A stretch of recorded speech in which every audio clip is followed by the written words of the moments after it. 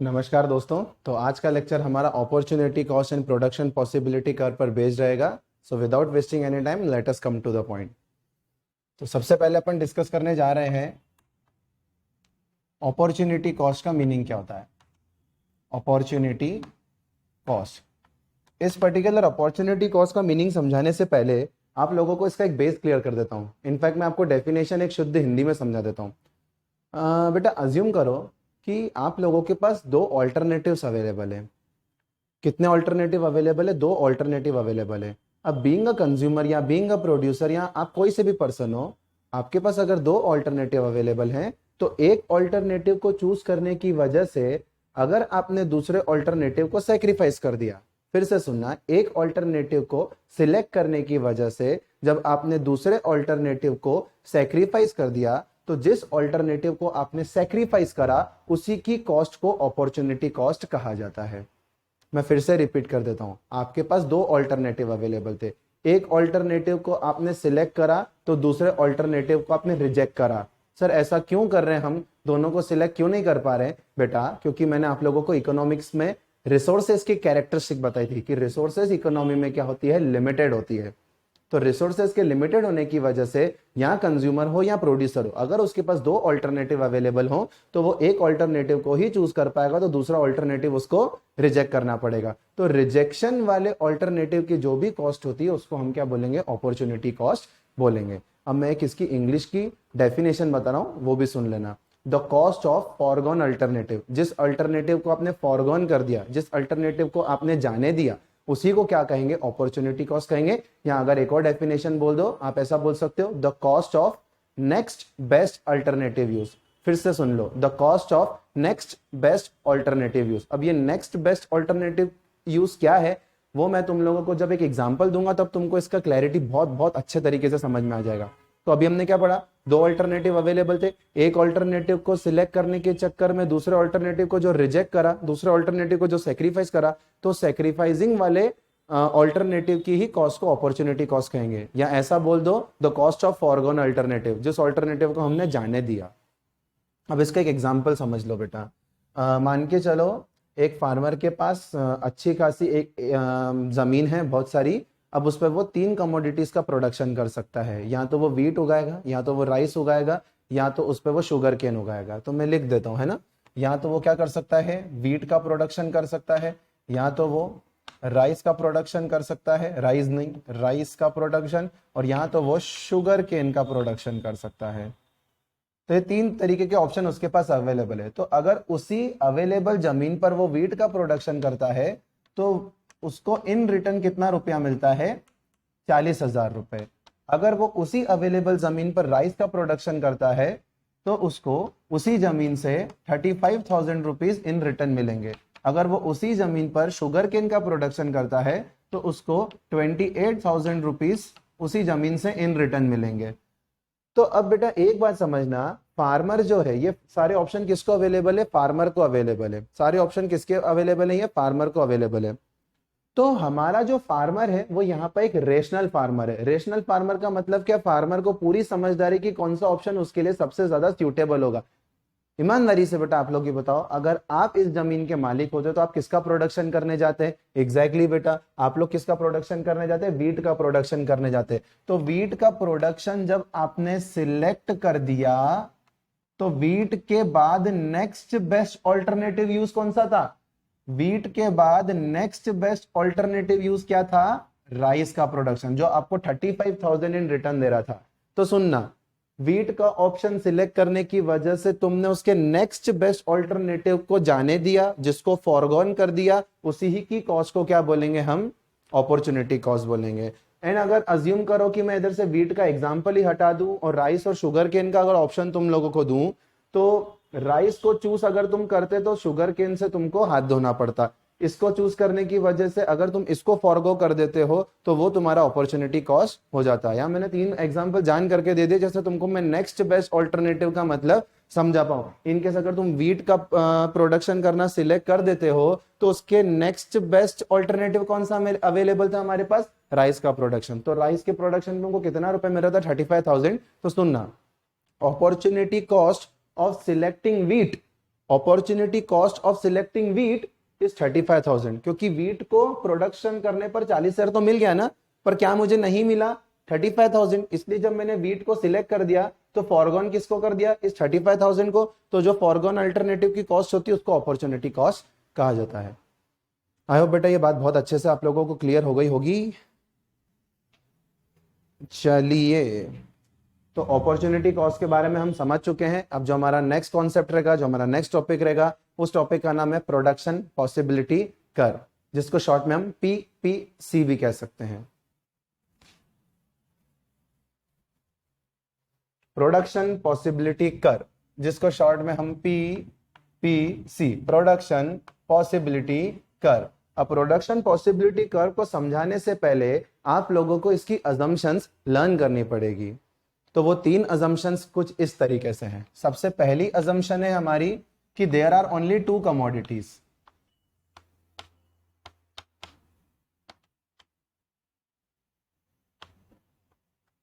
Second, हमारे पास जो रिसोर्सेस है वो लिमिटेड होती है, और जो हमारे पास टेक्नोलॉजी रहेगी, टेक्नोलॉजी वो कांस्टेंट रहेगी। तो ये 3 अजम्पशंस आप लोगों को बेटा पीपीसी की स्टडी करने से पहले समझ में आने चाहिए। तो अगर आपसे कोई पूछ ले कि what are the assumptions of PPC, तो उसकी 3 अजम्पशंस क्या हैं कि producer is producing only 2 commodities, ना 2 से कम ना 2 से ज्यादा। सेकंड क्या, इकोनॉमी में रिसोर्सेज लिमिटेड है, और थर्ड क्या, टेक्नोलॉजी इकोनॉमी के अंदर क्या चल रही है, अभी कांस्टेंट चल रही है। ये सारी अजम्पशंस को मानोगे तो ही तुम पीपीसी का कॉन्सेप्ट पढ़ पाओगे। तो सर प्रोडक्शन पॉसिबिलिटी कर्व होता क्या है, अब समझना। जब भी एक प्रोड्यूसर लिमिटेड रिसोर्सेस और कांस्टेंट टेक्नोलॉजी की मदद से अगर 2 कमोडिटीज का प्रोडक्शन करता है और उस कमोडिटी के प्रोडक्शन के ढेर सारे कॉम्बिनेशन अगर वो बनाता है, तो उस कॉम्बिनेशन की स्टडी को ही क्या कहा जाता है बेटा, production possibility curve. I repeat, जब भी एक प्रोड्यूसर लिमिटेड रिसोर्सेस और कांस्टेंट टेक्नोलॉजी की मदद से 2 कमोडिटीज के प्रोडक्शन का कॉम्बिनेशन बनाता है, क्या बोल रहा हूं मैं, 2 कमोडिटीज के प्रोडक्शन का कॉम्बिनेशन बनाता है, तो उसी कॉन्सेप्ट को कहा जाता है पीपीसी। ठीक है, अब मैं इसका टेबल बना देता हूं, यहां मैं लिख देता हूं कॉम्बिनेशन क्या क्या प्रोड्यूस करें अपन। इधर इस हैंड पे अपन मैगी का प्रोडक्शन कर देते हैं और इस हैंड पे अपन पास्ता का प्रोडक्शन कर देते हैं। तो कॉम्बिनेशन हमारे पास सपोज करो ABCDE है, और मैगी में मैं लिख देता हूं 0 1 2 3 एंड 4, और यहां लिख देता हूं मैं 10 9 7 4 0। तो देखिए बेटा, तो मैंने प्रोडक्शन पॉसिबिलिटी कर्व का मतलब क्या समझाया, गिवन रिसोर्सेस और कांस्टेंट टेक्नोलॉजी की मदद से जब भी प्रोड्यूसर 2 कमोडिटीज के प्रोडक्शन का कॉम्बिनेशन बनाता है, लाइक दिस कॉम्बिनेशन ABCDE, तो इसी को क्या कहा जाएगा, प्रोडक्शन पॉसिबिलिटी कर्व। ठीक है, आप प्लीज इसको नोट डाउन कर लीजिए इनकेस करना चाहो तो, फिर मैं उसके बाद तुम लोगों को इसका कॉन्सेप्ट बताऊंगा। चलिए, आई होप नोट कर लिया होगा। अब बेटा इस टेबल को देख के तुम कुछ कंक्लूजन ड्रॉ कर पा रहे हो क्या? मैंने 10 सेकंड का समय दिया आप लोगों को, क्या इस टेबल को देख के कुछ कंक्लूजन ड्रॉ कर पा रहे हो क्या? मतलब समझ पा रहे हो कि मैगी पास्ता क्या चल रहा है, कॉम्बिनेशन इतने सारे, सोचो जरा।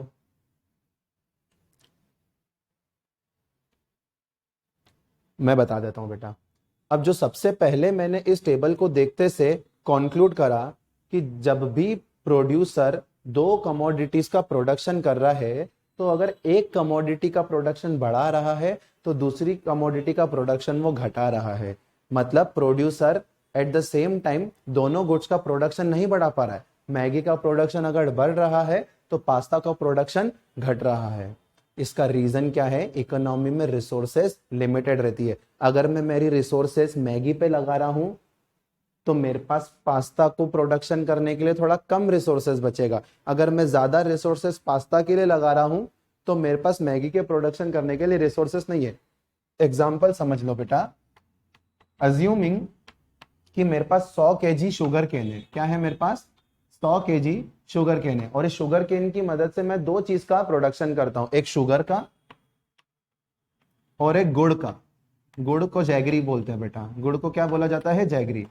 तो अगर देखो 100 kg में से अज्यूमिंग 50 kg में शुगर में डाल देता हूं और 50 kg में जैगरी बनाने के लिए डाल देता हूं। अब इन केस अगर मैंने शुगर का प्रोडक्शन बढ़ा दिया तो शुगर का प्रोडक्शन बढ़ाने के लिए मुझे शुगर की रिसोर्सेज बढ़ानी पड़ेगी। तो 100 केजी शुगर केन में से मैंने क्या करा, 70 केजी क्या कर दिए, शुगर को अलॉट कर दिया। मतलब 100 केजी में से 70 केजी और शुगर केन मैंने यूज कर लिए शुगर बनाने के लिए। अब मेरे पास क्या बचा, what I left with 30 KG. तो मैं गुड़ का प्रोडक्शन में सिर्फ कितनी रिसोर्सेस लगा पा रहा हूं, 30 केजी। तो मैंने एक का प्रोडक्शन जब इंक्रीज करा तो दूसरे का प्रोडक्शन मुझे डिक्रीज करना पड़ गया। तो प्रोडक्शन पॉसिबिलिटी कर्व में सबसे इंपॉर्टेंट बात जो आपको देखनी है वो यही देखनी है कि producer at the same time दो गुड्स का प्रोडक्शन साथ में नहीं बढ़ा सकता। अगर वो एक का प्रोडक्शन बढ़ाएगा तो दूसरे का प्रोडक्शन उसको घटाना ही पड़ेगा। तो ये पीपीसी का बेटा कॉन्सेप्ट पढ़ लिया। अगर आपसे कोई पीपीसी की डेफिनेशन पूछ ले तो आप क्या बोलोगे, production possibility curve is a curve that shows the all possible combination of two goods from the given resources and constant technology. ठीक है, मैं फिर से रिपीट कर देता हूं, production possibility curve is a curve that shows all the possible combination of two goods and these two goods are produced from the limited resources and constant technology। assumptions को ही तुम थोड़ा सा ट्विस्ट करके इसकी definition create कर सकते हो। ठीक है, मैं लिख देता हूं बेटा सबसे, ये भी कोई दिक्कत नहीं है। ऑल पॉसिबल, नीचे लिख देता हूं, all possible combination of two goods produced from given resources and technology। ठीक है बेटा, समझ में आया इतना? मेरा डस्टर गायब हो जाता है यार क्लास से। हाँ प्लीज बेटा आप ये नोट करो जब तक मैं डस्टर ढूंढ के आया। ठीक है, प्लीज नोट इट डाउन। मैं रब कर लूं या स्क्रीनशॉट लेना चाहो तो स्क्रीनशॉट ले लीजिए। ठीक है, मैं हटा देता हूं अब। चलिए अब करेंगे क्या अपन बेटा, प्रोडक्शन पॉसिबिलिटी कर्व में हमने प्रोडक्शन पॉसिबिलिटीज का मतलब तो समझ लिया, लेकिन वो जो सी का मतलब होता है वो कर्व रहता है। तो जब मैं इसी टेबल को, वापस सुनना, जब मैं इसी टेबल का ग्राफिकल रिप्रेजेंटेशन करूंगा तो वो एक्चुअल सेंस में क्या बन जाएगा, पीपीसी की डेफिनेशन बन जाएगी या पीपीसी का ग्राफ बन जाएगा। चलिए तो मैं यहाँ पर एक एक्सिस बना देता हूँ, Y axis and X axis. ये एक्स एक्सिस है हमारी, ये वाई एक्सिस है। अब एक्स एक्सिस पर मैं मैगी ले लेता हूँ और यहाँ पर मैं ले लेता हूँ पास्ता। इसको मैं 0, 1, 2, 3 एंड 4 और यहाँ की यूनिट में 2 करके ले लेता हूँ। तो ये 2, 4, 6, 8, 10। Please plot the graph with the help of this table. जब मैगी में बना ही नहीं रहा था तो पास्ता बना रहा था 10, तो 0 पे 10, 1 पे 9, 1 पे 9, 2 पर ये 7 है, 2 पर दिस इज 7, 3 पर दिस इज 4 एंड 4 पर दिस इज 0। तो इन सारे पॉइंट्स को जब कनेक्ट कर दोगे तो कुछ आपका ग्राफ इस तरीके से बन के आ जाएगा। क्या परफेक्ट ग्राफ बनाया, जैसा चाहता था वैसा बनना। ठीक है, तो ये हमने क्या कर दिया, पीपीसी का कर्व बना दिया। तो ये भी क्या चीज शो कर रहा है, मैं फिर से डेफिनेशन बोल देता हूं, production possibility curve is the curve that shows the combination of two goods, that shows the combination of two goods that is produced from the limited resources and technology is constant. ठीक है, I hope बेटा आप लोगों को PPC का concept अभी clear हो गया होगा। बस पीपीसी से रिलेटेड आज के टॉपिक में मेरे को तुमको सिर्फ 2 चीजें बतानी है और उन 2 चीज को क्या बोलेंगे अपन, उसकी कैरेक्टरिस्टिक में पढ़ेंगे। तो अभी मैं बताऊंगा आप लोगों को what are the characteristic of PPC, या क्वेश्चन ऐसा भी फ्रेम हो सकता है what are the properties of PPC. तो चलिए विदाउट वेस्टिंग एनी टाइम मैं प्रॉपर्टीज भी उसकी समझा देता हूँ।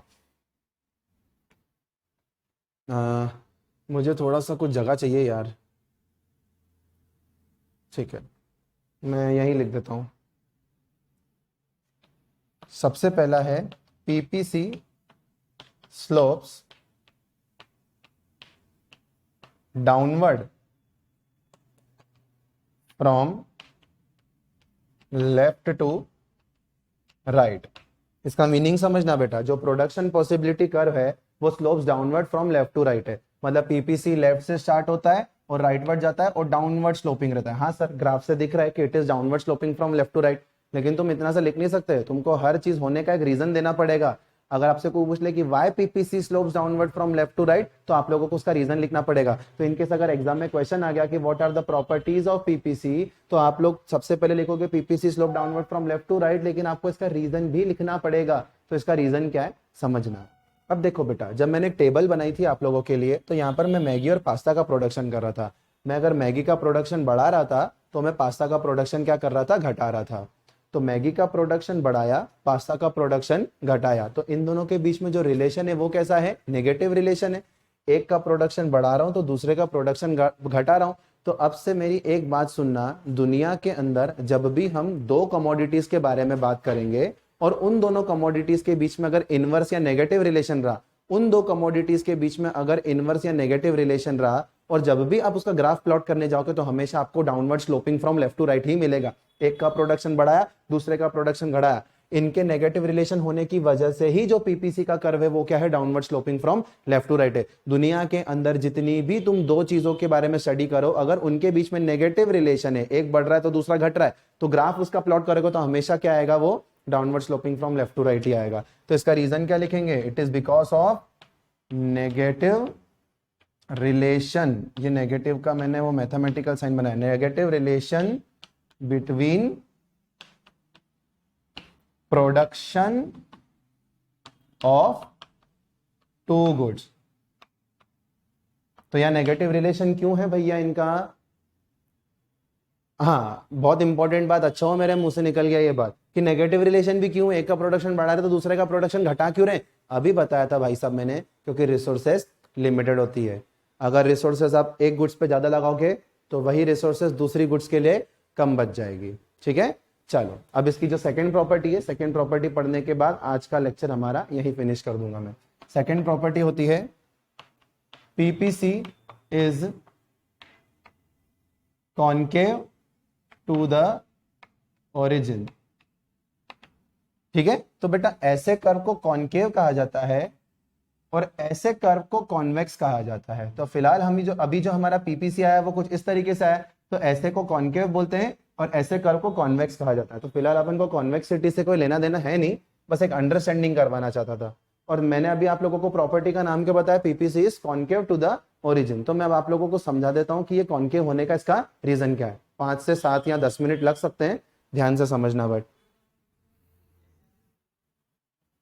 ये टेबल में थोड़ा इधर बना रहा हूं, combination Maggi and pasta. Combination मैंने रखे थे A B C D and E, 0 1 2 3 and 4, and pasta मैंने रखा था 10 9 7 4 एंड 0। ठीक है, अब बेटा PPC is concave to the origin, आप इसका रीजन तभी समझ पाओगे जब आप लोगों को एक कॉन्सेप्ट का मतलब पता होगा, और उस कॉन्सेप्ट का नाम है एमओसी। उस कॉन्सेप्ट का नाम क्या है बेटा, एमओसी, जिसका फुल फॉर्म होता है मार्जिनल अपॉर्चुनिटी कॉस्ट। एमओसी का मीनिंग क्या होता है, मार्जिनल अपॉर्चुनिटी कॉस्ट। सर इसका मीनिंग क्या होता है, जरा समझना बेटा। मार्जिनल अपॉर्चुनिटी कॉस्ट का मतलब क्या होता है, देखो प्रोड्यूसर दो कमोडिटीज का प्रोडक्शन कर रहा है, अगर वो एक कमोडिटी की 1 यूनिट बनाने के लिए दूसरे कमोडिटी की जितनी यूनिट वो सेक्रीफाइस करता है। फिर से समझना, प्रोड्यूसर क्या करता है बेटा, दो कमोडिटीज का प्रोडक्शन कर रहा है। Being a producer, producer is producing 2 commodities. तो एक कमोडिटी का प्रोडक्शन 1 यूनिट से बढ़ाने के लिए दूसरी कमोडिटी के प्रोडक्शन को वो जितनी यूनिट से सेक्रीफाइस करता है उसी को एमओसी कहा गया है, मार्जिनल अपॉर्चुनिटी कॉस्ट। इकोनॉमिक्स में अगर आपसे कोई पूछ ले what is the meaning of marginal, तो मार्जिनल का मतलब होता है एडिशन ऑफ 1 यूनिट। मार्जिनल का मतलब होता है एडिशन ऑफ 1 यूनिट। एक कमोडिटी की 1 यूनिट बढ़ाने के लिए दूसरे कमोडिटी की जितनी यूनिट तुम सेक्रीफाइस कर रहे हो उसी को एमओसी कहा जाएगा। तो एमओसी का बेटा जो फुल फॉर्म नहीं, एमओसी का जो फॉर्मूला होता है वो होता है लॉस ऑफ आउटपुट अपॉन में गेन ऑफ आउटपुट। ये इसका एक फॉर्मूला होता है। तो हमको करना क्या पड़ेगा, जो हमने प्रोडक्शन पॉसिबिलिटी कर्व को समझने के लिए जो हमने टेबल बनाई थी, तो इस टेबल में से क्या करना पड़ेगा, हमको मार्जिनल अपॉर्चुनिटी कॉस्ट निकालना पड़ेगा। तो मैंने मार्जिनल अपॉर्चुनिटी कॉस्ट का बेटा एक तो मीनिंग बता दिया तुमको फॉर्मूले वाइज, और एक मीनिंग बता तुमको लॉजिकल वाइज। एक कमोडिटी की एक यूनिट को बढ़ाने के लिए दूसरी कमोडिटी की जितनी यूनिट तुम सेक्रीफाइस करते हो उसी को क्या कहा जाता है, मार्जिनल अपॉर्चुनिटी कॉस्ट। अब मैं क्या करूंगा, मार्जिनल अपॉर्चुनिटी कॉस्ट का फॉर्मूला इन दोनों के कमोडिटीज में हर एक निकाल के देखूंगा मैं, या एमओसी पहले पर तुम कभी नहीं निकाल सकते है ना। अब देखो ध्यान से समझना, मैंने मैगी की एक यूनिट बढ़ाई तो पास्ता की एक यूनिट घटाई, ये 9 है, ठीक है। फिर से समझना, एमओसी का मतलब क्या होता है, एक कमोडिटी की एक यूनिट बढ़ाने के लिए दूसरे कमोडिटी की जितनी यूनिट में घटाता हूं, समझना बेटा। तो मैगी की जब मैंने एक यूनिट बढ़ाई, पास्ता की एक यूनिट मैंने घटाई, तो लॉस कितना हुआ एक यूनिट का, गेन कितना हुआ एक यूनिट का, 1/1, आंसर आ गया 1। फॉर्मूला क्या है, लॉस ऑफ आउटपुट अपॉन में गेन ऑफ आउटपुट। फिर देखो मैंने मैगी की एक यूनिट बढ़ाने के लिए पास्ता की कितनी यूनिट सेक्रीफाइस कर दी, 2 यूनिट। मैगी की एक यूनिट बढ़ाने के लिए पास्ता की कितनी यूनिट सेक्रीफाइस करी, 2 यूनिट। तो फॉर्मूला क्या होगा, लॉस करा मैंने 2 यूनिट का, गेन कितना हुआ मुझे 1 यूनिट का, तो 2/1 2। अब इधर आ जाओ, मैगी की एक यूनिट बढ़ाई और पास्ता की कितनी यूनिट घटाई, 3 यूनिट घटाई, तो लॉस हुआ 3 का, गेन हुआ 1 का, आंसर इज 3। मैगी की एक यूनिट बढ़ाई, पास्ता की 4 यूनिट घटाई, तो लॉस हुआ 4 का, गेन हुआ 1 का, आंसर आ गया 4। तो ये एमओसी का है बेटा, तुमको मीनिंग समझ में आ गया होगा। लेकिन बात आती है सर आप तो बता रहे थे कि PPC concave to the origin की होता है। अब जरा समझो बेटा, ये जो हमारा मार्जिनल अपॉर्चुनिटी कॉस्ट आया है, मार्जिनल अपॉर्चुनिटी जो कॉस्ट आया है ये कौन से ऑर्डर में, इंक्रीजिंग ऑर्डर में। देखिए 1 2 3 4, तो जब भी आपका marginal opportunity cost increasing order में आएगा तो हमेशा जब आप ग्राफ प्लॉट करोगे तो ग्राफ आपका हमेशा क्या आएगा, concave to the origin. Sir आप ऐसा ही कह रहे हो क्या, एमओसी इंक्रीजिंग ऑर्डर में है तो ये कॉन्केव बन गया, अगर यही एमओसी डिक्रीजिंग ऑर्डर में होता तो ये कॉन्वेक्स बन जाता। जी हाँ बेटा, अगर ये समझो तो बिल्कुल तुम सही समझे हो। मार्जिनल अपॉर्चुनिटी कॉस्ट का मैंने आपको मीनिंग समझा दिया, मीनिंग समझाने के बाद मैंने टेबल में से हर कॉम्बिनेशन का एमओसी निकाल दिया, और एमओसी निकालने के बाद मैंने ये चेक करा, ये कंक्लूड करा कि एमओसी का जो ऑर्डर है वो तो इंक्रीजिंग ऑर्डर है। तो एमओसी के इंक्रीजिंग ऑर्डर होने की वजह से ही जो मेरा पीपीसी है वो कॉन्केव टू द ओरिजिन है। तो रीजन क्या लिखे हैं, because of increasing MOC. Sir अगर ये एमओसी डिक्रीज होता तो क्या हमारा कर्व कॉन्वेक्स बनता। जी हाँ बेटा, कॉन्वेक्स बनता। तो ये सारी टेक्निकलिटी मैं आने वाले चैप्टर में तुम लोगों को डेफिनेटली बताऊंगा। अभी के लिए तुम इतना समझ के रखो कि हमारा जो पीपीसी रहता है वो कॉन्केव ही होता है, और कॉन्केव क्यों होता है, क्योंकि एमओसी हमारा इंक्रीजिंग ऑर्डर में होता है। आई होप बेटा आपको आज का लेक्चर काफी ज्यादा पसंद आया होगा। अब हम नेक्स्ट टॉपिक में बहुत जल्द मिलने वाले हैं। जय हिंद।